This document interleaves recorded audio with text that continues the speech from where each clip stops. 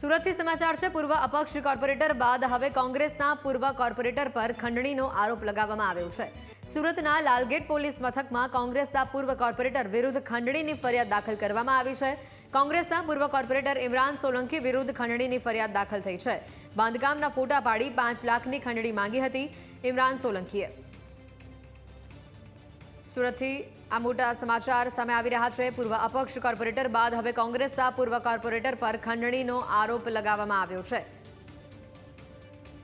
વધુ માહિતી મેળવીશું। સંવાદદાતા અમિત જોડાઈ ચૂક્યા છે ફોન લાઈન ઉપર। અમિત, જે પ્રકારે આ ખંડણીનો આરોપ લગાવવામાં આવ્યો છે, લાલગેટ પોલીસ મથકમાં કોંગ્રેસના પૂર્વ કોર્પોરેટર વિરુદ્ધ ખંડણીની ફરિયાદ દાખલ થઈ છે, વધુ અપડેટ શું? जी ચોક્કસથી સમગ્ર ઘટનાની વાત કરવામાં આવે તો સુરત શહેર પોલીસ દ્વારા આજે ખંડણીખોરો સામે એક મુહિમ ચલાવવામાં આવી રહી છે કે ફરિયાદી સામે આવતાની સાથે પોલીસ દ્વારા ખંડણીખોરો સામે ગુનો દાખલ કરવામાં આવી રહ્યો છે। ત્યારે થોડા દિવસ પહેલા જ અપક્ષ કોર્પોરેટર સામે ખંડણીનો ગુનો દાખલ થયો હતો અને ત્યારબાદ હવે કોંગ્રેસના પૂર્વ કોર્પોરેટર જે છે ઇમરાન સોલંકી તેમની સામે ખંડણીનો ગુનો દાખલ થયો છે।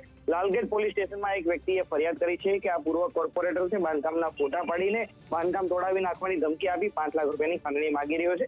આ બાબતે લાલગેટ પોલીસ દ્વારા પૂર્વ કોર્પોરેટર ઇમરાન સોલંકી વિરુદ્ધ જે ખંડણીનો ગુનો દાખલ કર્યો છે તેને પકડવાના ચક્રો ગતિમાન કર્યા છે। આ ઉપરાંત અન્ય પણ જે લોકો હોય કે જે આ કોર્પોરેટરના જાસામાં આવ્યા હોય, પૂર્વ કોર્પોરેટરના જાસામાં આવ્યા હોય, તેમને ધમકીઓ આપતો હોય તેવા લોકોને પણ પોલીસ દ્વારા અપીલ કરવામાં આવી છે કે પોલીસની સામે આવો અને દરિયા વગર ફરિયાદ કરો।